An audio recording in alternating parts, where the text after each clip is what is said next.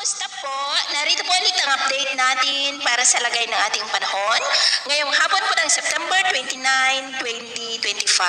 Sa ngayon po ay easterlies pa rin ang hangin na umiihip ngayon dito sa ating bansa. Ito po ay mainit na hangin na mula po dyan sa may Pacific Ocean. Samantala, sa labas po ng ating area of responsibility mula sa kumpol ng Ulapan sa Silangan ng Visayas, ay meron na pong low pressure area na nabuo. Base po yan sa datos ng JMA at tinawag po nila itong Invest 93W na nasa layo po ngayon ng 1,550 km east ng Northern Samar at kikilos po yan pa west, northwestward at posible na makapasok sa Philippine Area of Responsibility sa darating na Miyerkules at kung lalakas yan bilang bagyo ay tatawagin po sa local name na Bagyong Paulo na banta muli lalo na dito sa Luzon, sa northern part po. Pero paalala lamang po na posible pa na magbago ang forecast na ito kaya atin lamang po ang babantayan yan hanggang sa hindi po tuluyan na nalulusaw. At ito nga ang pinapakita ng forecast model na ating ginagamit hanggang po sa susunod na 2 linggo. At sa lagay na ating panahon, ngayong hapon dahil sa localized thunderstorm ay nakakaranas ng maulap na kalangitan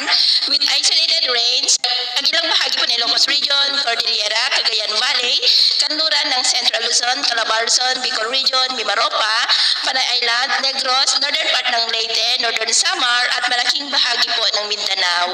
At mamayang gabi may mga isolated rains pa rin sa ilang bahagi nating bansa lalo na sa Sulu Archipelago, Zamboanga Peninsula, Northern Mindanao, Sorsogon, Davao, Western Visayas, Cebu, Bicol Region, Marinduque, Palawan, Pangasinan, Bicol at ilang bahagi ng Northern Luzon kaya mag-ingat po tayo sa mga banta pa rin ng mapagbaha at pagguho ng